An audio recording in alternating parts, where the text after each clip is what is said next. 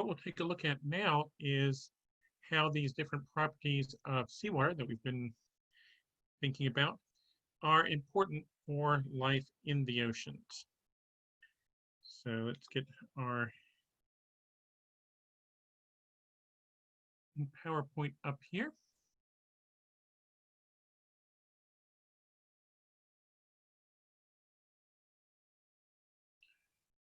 Seawater and sea life. There are quite a number of ways where seawater influences the life in it. One aspect we'll look at is the Reynolds number. No surprise, temperature, amount of nutrients, amount of light, salt concentrations, all of these are quite important for life in the ocean as well. And the patterns of ocean currents and circulation. We'll be looking more at currents in detail pretty soon, but now just kind of thinking how they are important for life. What is the Reynolds number? It's a measure of effectively what the fluid viscosity seems to be in a given situation, how thick or how runny it is. If we're looking at things at very small scales, microscopic, water seems to be much more thick, less runny than large scale. Not hard to imagine. Trying to float on top of something like honey would be relatively easy, messy, but not too hard to not sink very much. Trying to swim through it, however, would be much more difficult than water. Salt water, with that extra density, is more buoyant than fresh water, and so it's even easier to float in the ocean than it is in pure water.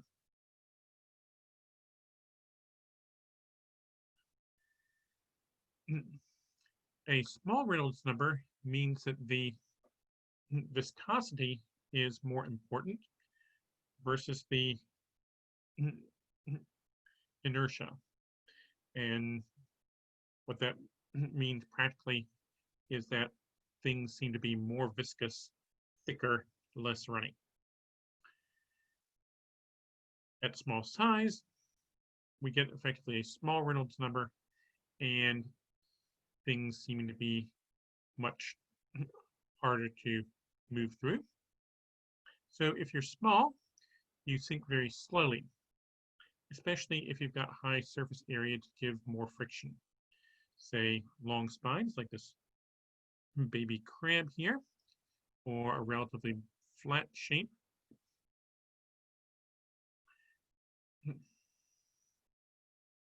Connection here works. We've got a theropod picture. Yep, there we go. Oop, too fast. There we go. Theropod. This is actually a very highly specialized snail that floats around in the plankton. It's able to swim a little bit with these flaps here. And this one's actually got a little hydrozoan living on it as well. So you've got some things hitching a ride. You see the spines. Of course, they probably make it a little less easy to chomp down on, but also that's more surface area helps keep it from sinking.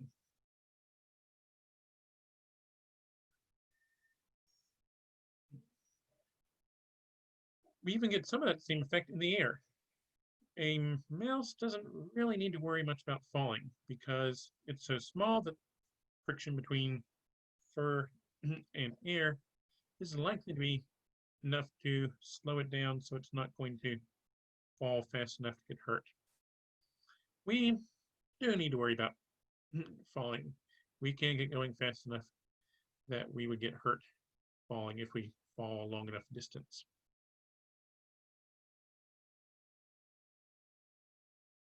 Characteristically are not able to swim very well. Largely, they are drifting wherever the current goes.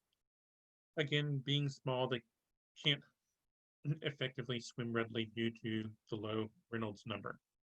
Now, a lot of them are able to adjust their buoyancy so that they float higher or float deeper. But moving forwards or backwards, any long distance that's based on the water. Now, something's right next to them, they can try to move closer, further away, that type of thing, but they're largely carried by the currents.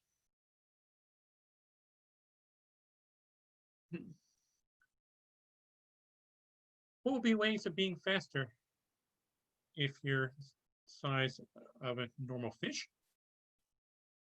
Well, there are various things that could be done there. One would be to be more streamlined, move through the water well. That doesn't help you much at the microscopic size or visible but tiny size range. Also, you could do things like have more muscles, stronger factors of that sort.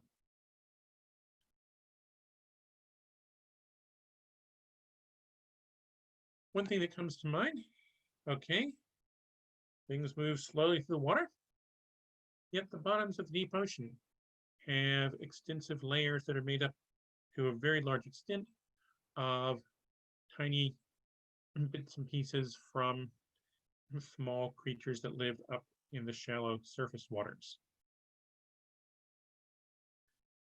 Small, they're going to sink very slowly, and ocean currents can carry them away. There are also many mouths that may catch them before they can get to the bottom. Well, one significant factor is if these little pieces can get stuck together into something bigger. For example, this funny little tadpole-shaped thing, it's actually a relative of the sea squirts, and it builds this house around itself out of mucus. It's got net type structures in front to block things that are too big for it to use, and then other net-like structures to capture suitable food particles. But as you might guess, a mucus house gets clogged up pretty quick.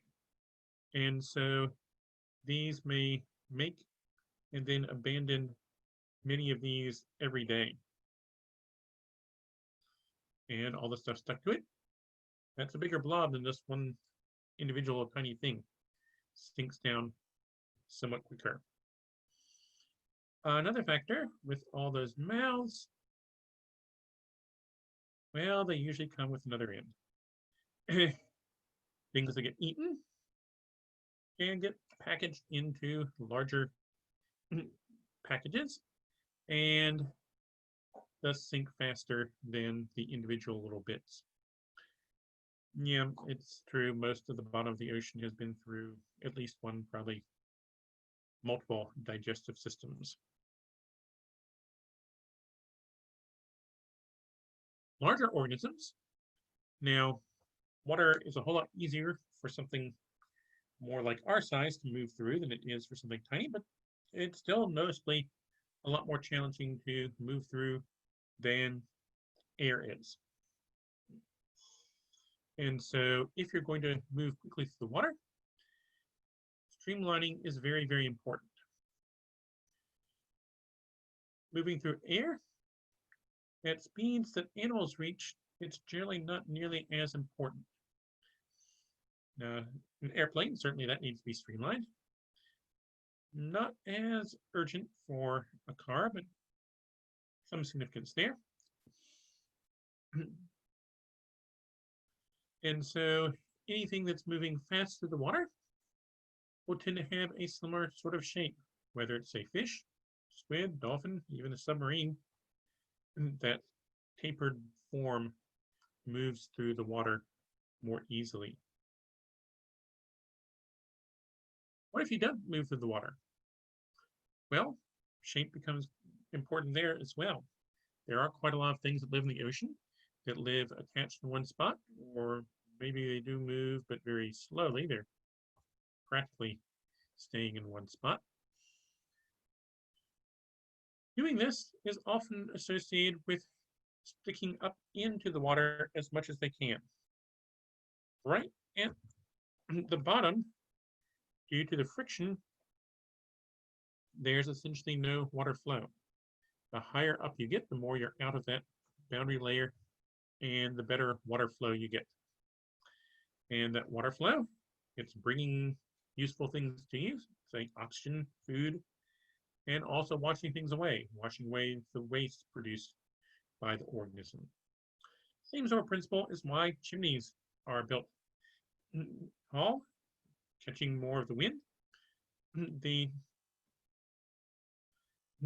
moving air of the wind helps blow things away, actually decreases the pressure and essentially pulls material up.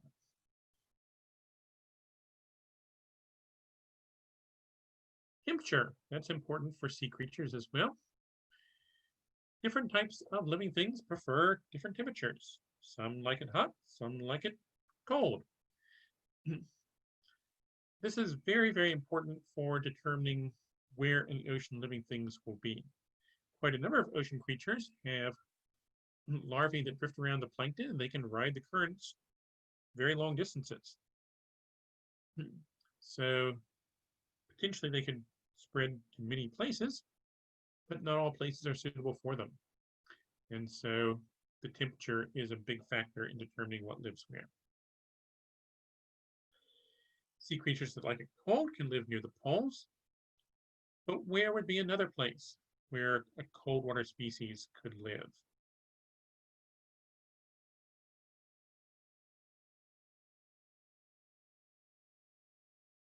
Well, you've seen the deep oceans are characteristically very cold water. And so there are certain species that can be found in relatively shallow water near the poles and much deeper as you get towards the equator. For example, the sea scallop, a popular seafood species, is found in fairly shallow water off of New England and eastern Canada. It is possible to find sea scallops off the northern part of the North Carolina coast, but you have to get pretty deep before you find them. Not very practical for fishing. Another example is the Greenland shark. It's actually one of the largest predatory sharks living today, rivals the great white in size, not in activity. The Greenland shark is not a very fast swimmer. It tends to do a lot of scavenging. As the name suggests, it is found in shallow water around Greenland, other Arctic areas, but it also will live in deep water much closer to the equator. So, for example, if you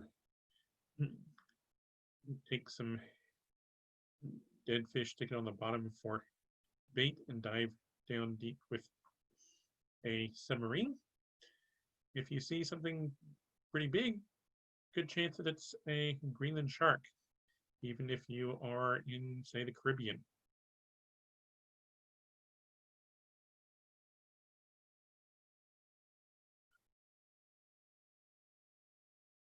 Some temperature factors lead to not just individual preference, but a major environmental impact. Many, many organisms are all affected by it.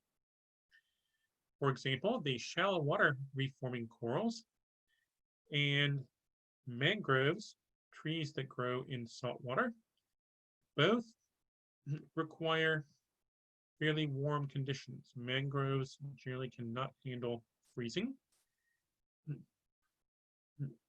Corals require fairly warm water. About halfway along Florida is the northernmost that you get the shallow water coral reefs in the US. Well, comparative far north for the Hawaiian Islands. So this doesn't just affect the corals and mangroves because both of those are very important in growing places that then other things live on, in, and near. And so even if the other organism wouldn't mind if it were colder, it's got no home and depends on that. The temperature, the picture to the top right shows salt marsh. We'll talk more about these later, but salt marsh is what we have rather than mangroves along our coast because the salt marsh grasses are tolerant of freezing temperatures, which we get in the wintertime.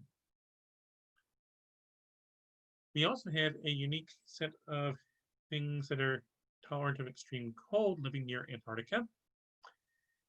In the very cold temperatures there, very few types of predators can live there that are able to actually do much breaking through a shell, even if it's not all that strong a shell. And so you can get by with a much flimsier skeleton living near Antarctica than you can in almost any other part of the ocean.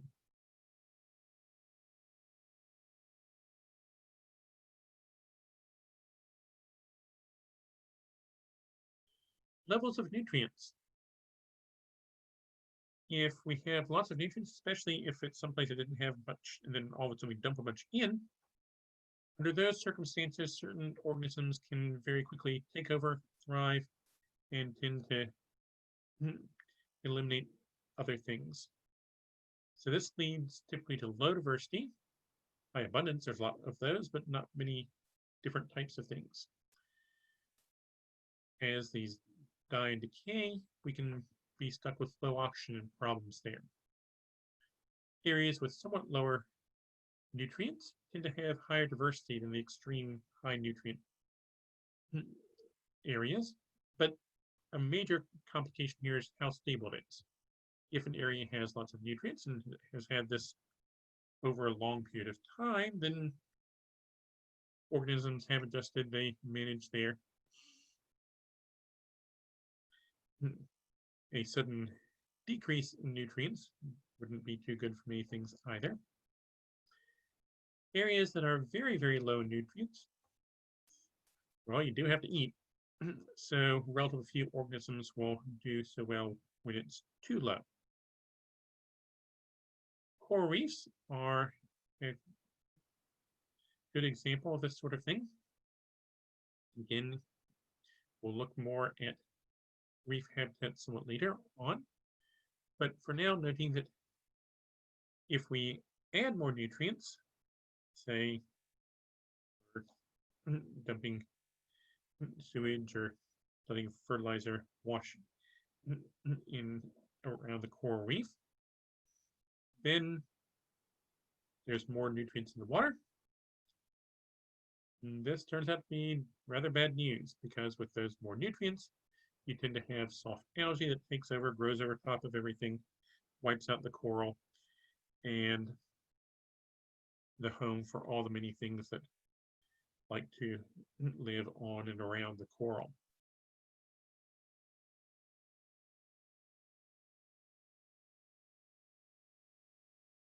Typically, we have higher nutrients near land, especially larger areas of land, continents. Also, areas of upwelling, where we have water that is coming from deeper down in the ocean and rising up. Now, as we'll note, having light near the surface, you can have lots of algae there. And so things living there, they die, sink down. And so deeper water tends to be more nutrient rich due to stuff from the surface sinking, dying, decaying, breaking down, releasing material there. When that deep water then rises near the surface, it brings up more nutrients, and we get a region with a lot of potential material that stuff like plankton can use as a food source. And again, if this is stable, it's not something suddenly we dump stuff in and few things take over, but a long-term stable situation of higher nutrients. Then we didn't have lots of plankton. If there's lots of plankton, then we get lots of things eating plankton and things eating the things that eat plankton, and so on up the food chain. This is a picture, for example, illustrating some of the types of things that were living in the Miocene, some before the latest ice ages, along the east coast of North America. You can find fossils of these sorts of things in eastern North Carolina up through Maryland, south down to Florida, these general regions. And this extends all the way to the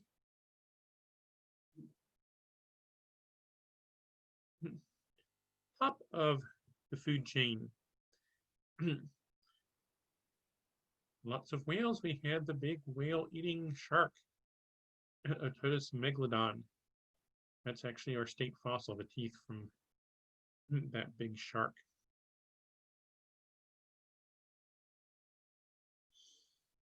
Here's a bit of scale on that.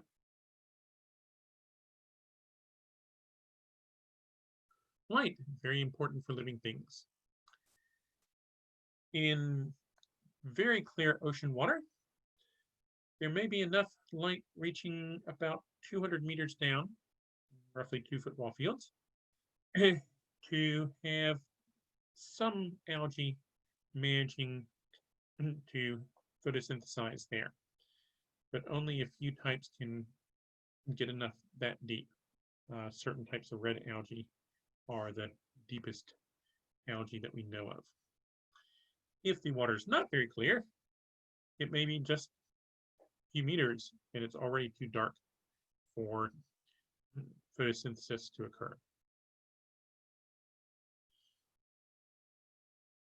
Enough sunlight to photosynthesize. Well, less light than that you can still see. You can see at night, even though the plants aren't benefiting much from that. So there's a little bit of sunlight, enough for animals with very sensitive eyes to see down to about 1 kilometer at the very deepest. Once you get past 1 kilometer, again, this is in areas where the water is pretty clear, then there's no sunlight left. It's dark except for the bioluminescence created by some living things. Very clear water. Well, that would tend to be not where you're getting lots of nutrients. So not near land. Land, you've got all the sand and mud that's eroding from rocks sticking up, making land. You get nutrients and stuff like dead leaves and whatnot washing down mineral nutrients from the sand and mud. And so close to large bodies of land are generally not so clear. Way out in the middle of the ocean, we tend to have the clearest water there. Maybe there's a small island, but that's not enough to have a big effect. As we noted already, blue light goes in the deepest.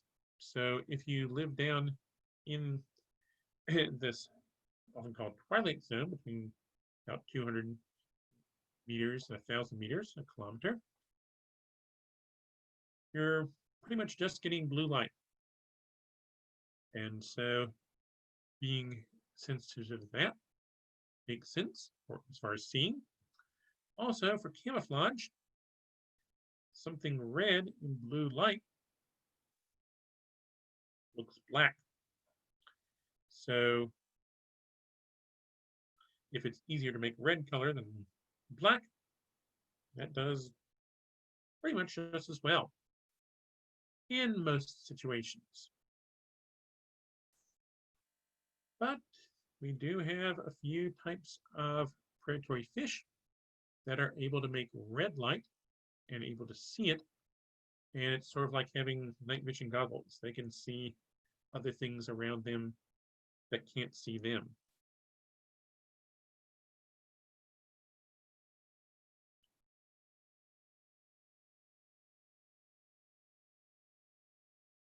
a variety of types of creatures.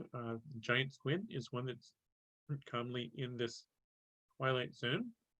The great big eyes. Well, as Little Red Riding Hood found out, those are good to see you with. Trying to see in the dark, bigger eyes catch more light. And so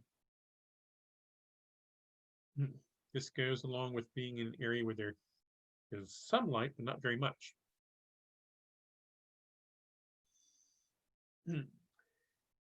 Squid, not just the giant squid, but in general, are carnivores. They have hard beaks there in the middle of the group of tentacles used for biting with. Although they are active swimmers, they can manage with somewhat less oxygen than typical for fish, and so they tend to thrive in the oxygen minimum zone. Warmer temperatures, less oxygen dissolved. So with global warming, we are tending to get expansion of the oxygen minimum zone. Also, pollution that can contribute to low oxygen levels as well. And we see some squid that are doing well in response, such as the Humboldt squid.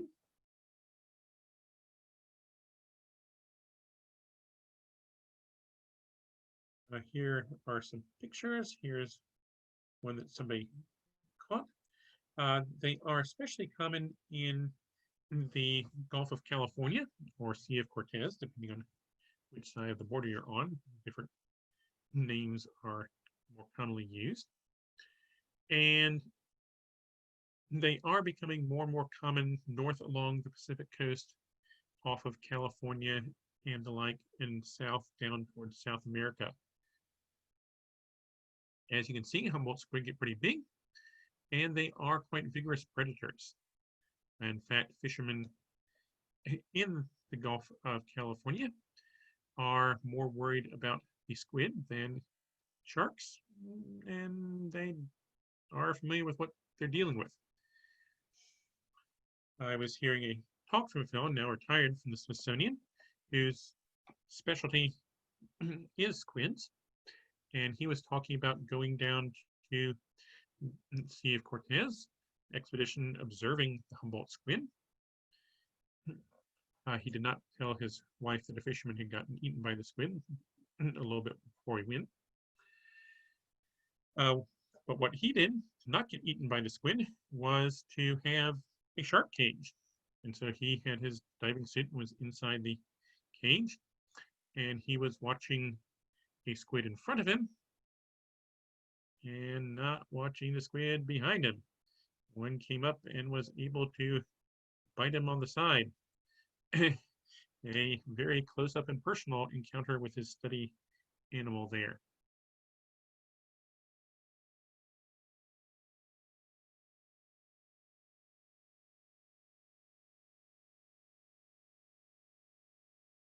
A number of the deep sea fishes look rather strange to us relative to familiar ones from shallow water.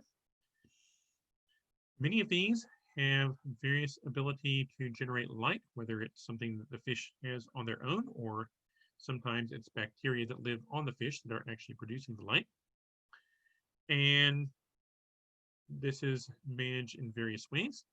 For example, the lanternfish up here has the light producing structures concentrated along the ventral side, the tummy here. Now, what's the light useful for? There are a variety of possible functions. It can be used in signaling to, say, other members of the species. Hey, I'm over here and I'm single. Those types of messages. Also, it may be used for trying to attract prey or to startle predators used in various defenses. For example, it's been suggested that a lot of the tiny stuff that lights up may be trying to attract larger predators to small things that might be eating them. Hmm.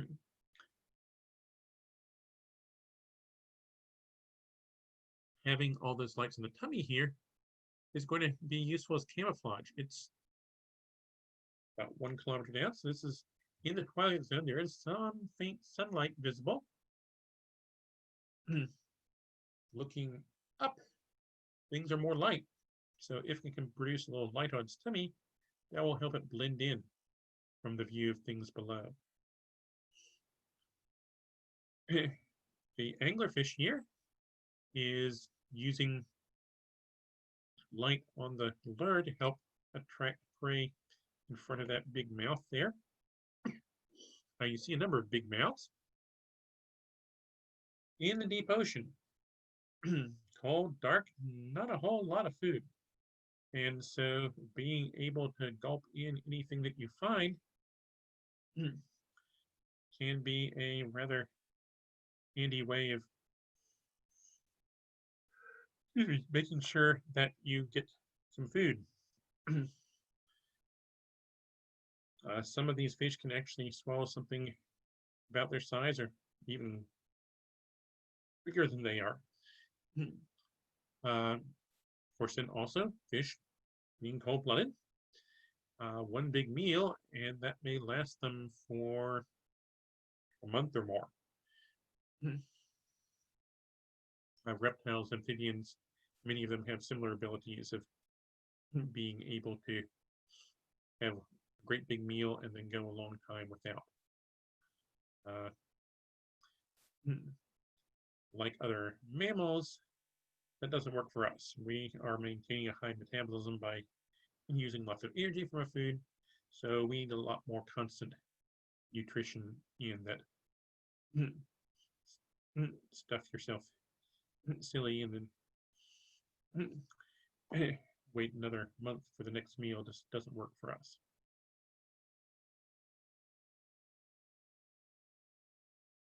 The anglerfish here is a female, and then this little tiny thing attached there is a male. Finding a date down in the deep ocean is not easy. And in a number of the anglerfish, we have the approach where a male starts out as a reasonably normal looking baby fish, but then develops into having a large mouth to try to go find a female and attach onto it. And then once he's attached onto her, then basically fuses in and becomes an appendage to the female. Easier than trying to keep on looking to meet folks.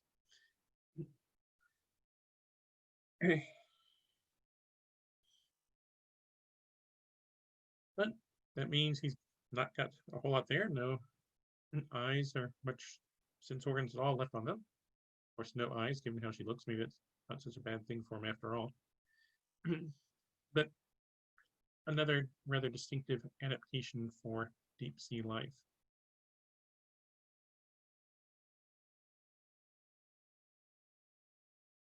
A number of sea creatures, and for that matter, land ones, have a pattern of a light underside and dark top.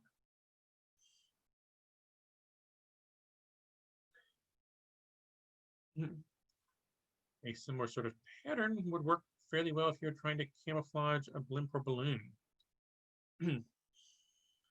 Looking down, you're looking towards where things are darker. And so from above, a dark color blends in better. From underneath, the light color tends to blend in better.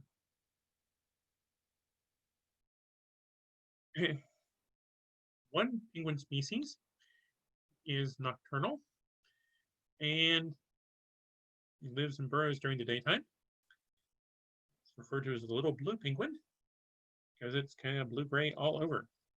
Doesn't have that tuxedo look that most penguins do. Well, if you're out at night, it doesn't matter much what color you are, you're dark. So there's not the contrast there, and it doesn't have the pattern.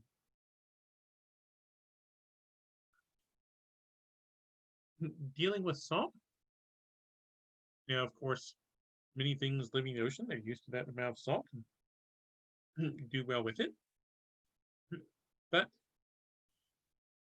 others may need to control the salt level, get rid of extra salt, and certainly maintaining salt balance is a challenge for anything that is living in areas where the salt levels can change, say right near land where if it's rainier, then things get fresher. If it's sunny and a lot of evaporation, things get saltier back and forth. Many years back, I went to a summer camp that was down at the coast, happened to be in Georgia. And one thing we did was do an experiment with some worms. These were polychaete worms that we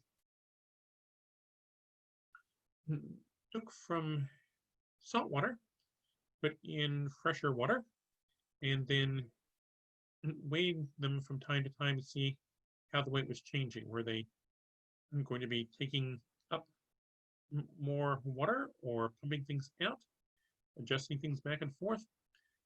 What would they do? Well, each group got 2 worms, and halfway through our experiment, the big worm bit the smaller worm in two and ate the back half. Its weight changed. We did not get very useful results for what the worm was doing in response to the change in salt and fresh water. But for things that live more in fresh water or land settings, the salt in the seawater is a problem. If we tried to rely on drinking salt water, seawater, we'd have problems, especially the magnesium in there.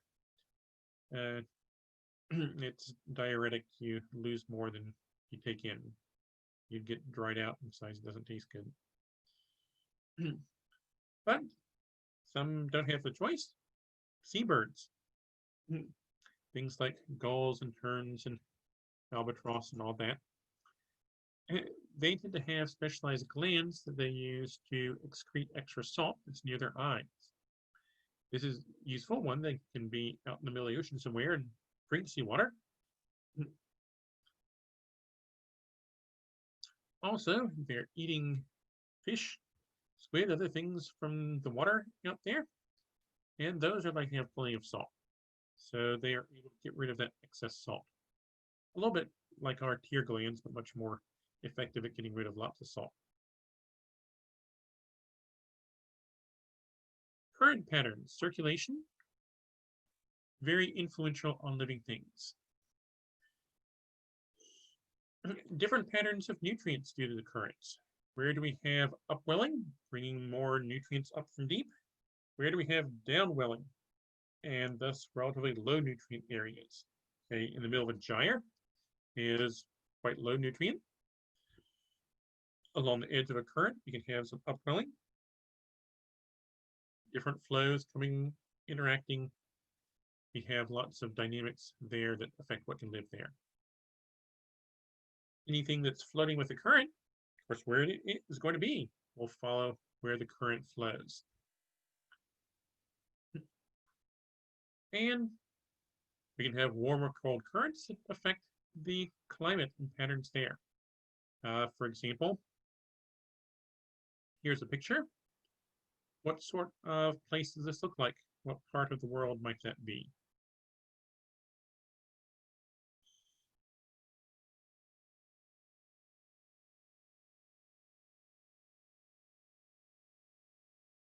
Looks fairly warm, with a variety of plants there. This is actually a part of Great Britain. It sure doesn't look like this in the middle of London. This is on the Isles of Scilly, which are off the southwest tip of England there, off of Cornwall. And as the warmer waters of the Gulf Stream current circle around, the warm current keeps things fairly mild in this region there. In general, the way the current flows leads to northwestern Europe being rather warmer than eastern Canada.